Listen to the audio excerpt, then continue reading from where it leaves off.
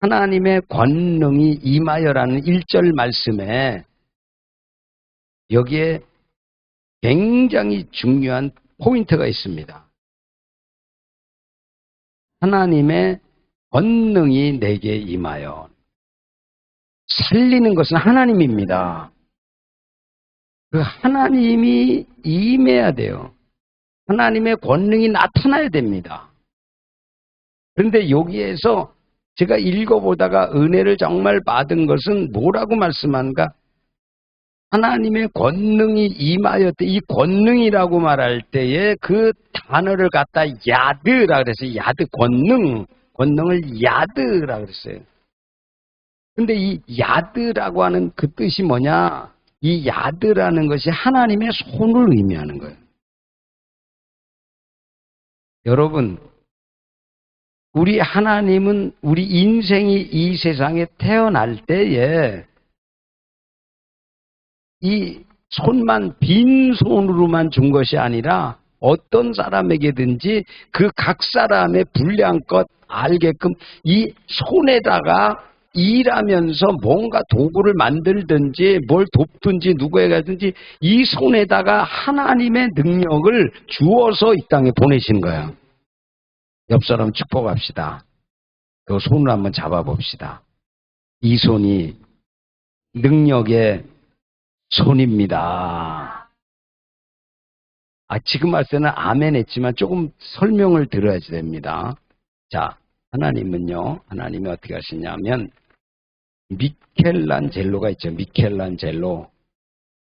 미켈란젤로라고 하는 사람은 역사에 태어나서 가장 위대한 천재적인 예술가예요. 조각가예요. 여러분, 지금도 저는 봤어요. 실질적으로 봤단 말이에요. 멀리 가서 한 게 창원에서 봤어요. 예수님이 돌아가신 것을 피에타라 그래요. 피에타라고 하는 게 마리아가 예수님의 죽은 시체를 안고 있는 장면이 있어요. 그걸 피에타라 그래요. 피에타. 그런데 얼마나 그 작품을 아름답게 만들었는지, 그 슬픔, 고난, 아픔을 얼굴과 주님이 눈을 감고 그냥 쓰러져 있는 모습을 표현했는데 그게 딱딱한 돌멩입니다. 대리석입니다. 그 대리석을 보면 사람들이 예수님의 고난과 그 처절한 죽음을 그 동상 앞에서 느끼게 돼요. 그런데 한편으로는 또 미켈란젤로가 다윗의 상을 만들어서 다윗, 이렇게 미술하는 사람은 다윗상을 만들었는데 그 다윗이라고 하는 그 동상이, 우리가 그 동상이라 그러지만 살아있는 실물 같습니다. 그것도 대리석인데 머리에는 뿔도 이렇게 2개, 성경에 나오는 뿔이 났다 이런 말을 해서 그렇게 형상화해서 했지만은 이렇게 짚고 서 있는데 이렇게 서 있는 모습이 대리석인데 여기에서 우리가 남자들은 보게 되면 남자들은 근육이 있어서 이게 울퉁불퉁하고 파랗게 막 튀어나오고 막 그럽니다. 근육들이. 근데 그 대리석에 그 심줄이 튀어나오고 막 움직이는 모습이 그대로 각인돼 있어요. 사람들이 그걸 보고 정말 야, 대단하다, 강하다. 누가 그 능력을 주었습니까? 하나님이 미켈란젤로에게 영감을 주어서, 그리고 잘 조각할 수 있는 기술을 주어서 그렇게 천지 창조와 함께 아름다운 조각물을 만드는 거예요. 그 손. 그런데 하나님의 손은 어떤 손입니까? 오늘 야드라고 하는 이 하나님의 손은 어떤 손이에요? 여러분, 하나님의 손은 이 창조했을 뿐만이 아니라 저와 여러분을 지으신 손이에요. 할렐루야. 그러니까 우리가 지금, 그러니까 이 어메이징이라는 걸 잘 몰라요, 우리 인간은. 지금 우리가 이 땅에 살면서도 감사도 별로 없어. 찬양도 별로 없어요. 왜? 몰라서. 깨닫지 못해서. 근데 여러분이 다시 성경을 돌아가 보세요. 인간은 흙 같은 존재예요. 오늘 마른 뼈에 골짜기에 뼈들이 다 날아가서 다 흩어져서 하는 이 존재가 뭐냐면 성경에서 말하는 원형, 인간의 원형이 뭐냐? 뼈와 똑같이, 흙과 똑같이 그런 존재가 인간이에요. 마른 뼈 같은, 먼지 같은 인생. 근데 하나님이 어떻게 했어요? 창세기에 보면 하나님이 하나님의 손으로 흙을 빚어서 하나님의 형상인 우리를 만들었다는 거예요. 할렐루야. 하나님의 손. 그러면서 성경 말씀을 잘 보게 되면 얼마나 놀라운 말씀인가 하면 성경의 에베소서에 우리의 지으신 모습을 보면서 뭐라고 말하는가 하면 우리의 지으신 모습이 포이에마라고. 이건 신약이에요. 신약에서 우리의 모습이 포이에마 이래요. 근데 이 포이에마라고 하는 게 뭐냐? 인생을 이렇게 뭐라고 할 때 시라 그러잖아요. 포엠이라 그러잖아요. 시를 갖다가 영어로 포엠. 근데 포엠이라는 시가 어디에서 나온 단어가 포이에마에서 나온 거예요. 그 말의 단어가. 하나님이 우리를 지으신 것이, 주님이 우리를 지으신 것이 너무나 놀랍고 시적인 존재고 더 나아가서는 우리가 마스터피스라는 말로 하는 거예요. 마스터피스. 뭐라고요? 영어라서 조금 잘 마스터라는 거예요. 마스터라는 건 완전하다, 온전하다라는데 마스터피스라고 하는 것은 다른 말로 하면 최고의 걸작품을 마스터피스라 그러는 거예요. 여러분, 미켈란젤로가 아무리 훌륭한 작품을 만들어서 거기에 생명이 없습니다. 그러나 우리 믿는 믿음의 사람들과 모든 사람들에게는 하나님이 어떻게 만들고 나서 그냥 작품으로가 아니라 살아있는 하나님의 형상으로 만들어 주신 거예요. 할렐루야. 얼마나 놀라운 겁니까? 그래서 오늘 여러분들이 이 말씀을 들으면서 오늘 이 말씀을 듣고 깨달아져야 될 것은 여러분, 우리의 인간은 인간적인 노력이나 인간적인 열심만으로는 살 수 없고 반드시 하나님의 힘, 하나님의 능력, 하나님의 도움으로 살아가야 된다는 걸 깨달아야 됩니다. 할렐루야. 그게 부활이에요, 부활. 오늘은 부활의 의미를 좀 더 구체적으로 말씀드립니다. 부활은 단순히 육체적인 죽음에서 일어나는 것만 말하지 않아요. 부활이라고 하는 것은 육체가 다시 사는 것도 부활이지만 우리 주님은 영적 부활을 더 강조합니다. 할렐루야. 여러분에게 축복합니다. 오늘 이 시간 이후부터 여러분들이 연약함과 나약함과 슬픔과 고난과 어떤 어려움이 올 때는 여러분들의 영이 새롭게 부활로 입어야 된다는 걸 깨닫는 여러분 되시길 축원합니다. 그래야지 여러분 다시 일어날 수 있어요. 한번 넘어지면 다시 깨어지면 무너지고 상하고 병들고 버려져 버리면 다시 살 수 없습니다. 근데 오늘 여기 뭐라 그래요? 이렇게 다 깨어져서 죽고 냄새나고 그렇다 날아가 버린 이 존재인데 주님이 에스겔 골짜기로 에스겔을 데리고 가서 물어보잖아요. 그걸 바라보면서 에스겔아 이 뼈들이 살 것 같으냐 물어보잖아요.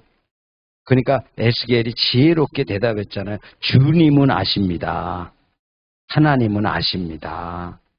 여러분 오늘 이 말씀을 통해서 저는 여러분들이 지금 있는 우리의 존재만을 바라보면서 한계를 정하고 나는 아무것도 할 수 없는 존재라라고 말을 하면 더 이상 변화되지 못합니다. 그러나 하나님이 죽은 자 같은 이 뼈들을 향해서 말씀할 때 역사가 일어나는 것처럼 하나님의 마스터피스인 우리들이 하나님의 힘, 하나님의 능력을 받아서 변화가 일어나게 될 줄 믿습니다. 근데 오늘 우리가 교회잖아요. 이제 다음 주에는 우리 교회가 27주년이 되는데 하나님은 부활의 역사를 단지 개인, 나의 변화만 일어나기를 원하는 것이 아니라 하나님은 주님의 몸인 교회, 몸된 전이라 그러죠.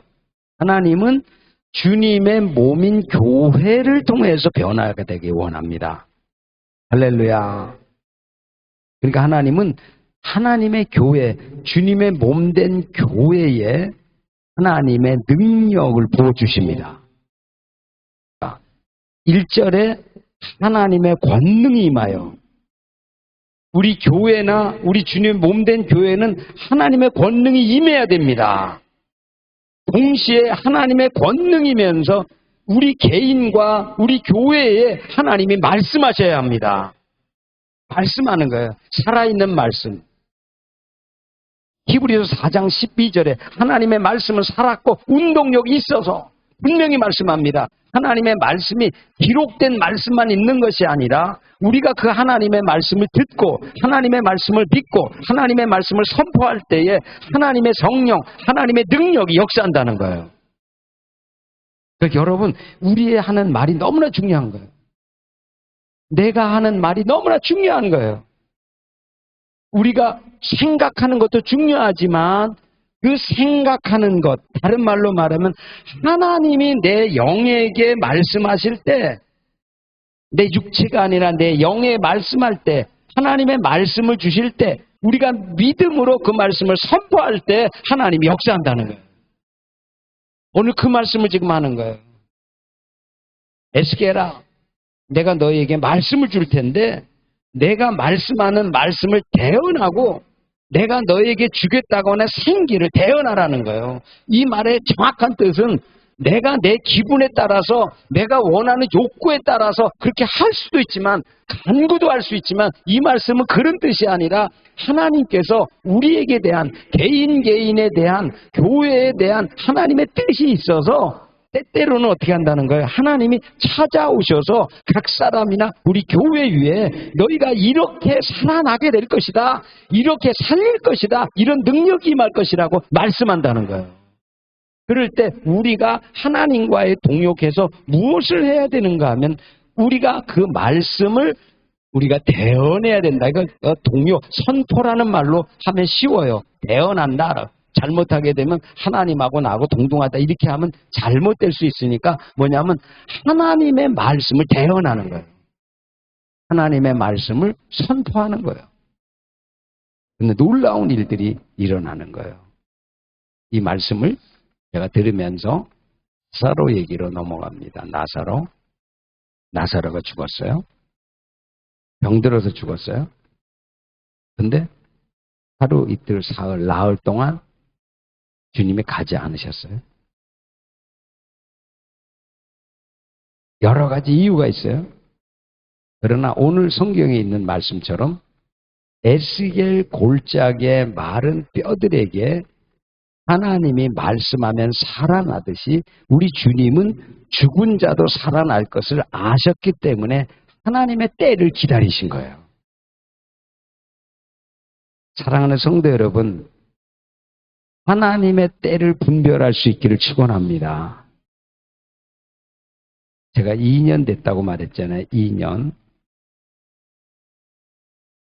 2년 동안 저에게 있은 변화는 굉장히 커요. 제가 제 자신을 설명할 수 없어요. 뭐라고 말할 수 없어요. 그런데 저는 더 큰 변화를 기다리고 있어요. 하나님이 과연 어떻게 변화시킬까? 어떻게 달라지게 할까? 달라진 건 한순간입니다. 기적은 순간에 일어납니다. 오늘 부활의 능력이 여러분의 일어나길 축원합니다. 여러분, 얼마 전까지 우리는 꽃을 볼 수 없었어요. 얼마 전까지 꽃은 보이지 않았어요. 그러나 하나님이 이 꽃은 죽은 것이 아니다. 여기는 부활의 생명이 있다. 내가 꽃을 예비했다.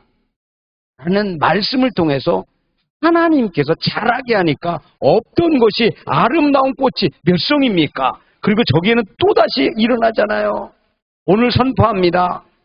여러분 개인과 우리 교회에 아직까지 나타나지 않지만 이루어지지 않았지만 하나님이 부활의 권능과 부활의 역사와 그 하나님의 놀라운 늑사를 예비한 것들을 말하기 시작하고 우리가 믿고 선포하기 시작하면 이 꽃들에게 역사했던 것처럼 저와 여러분에게 교회에 그런 역사가 나타날 줄 믿습니다.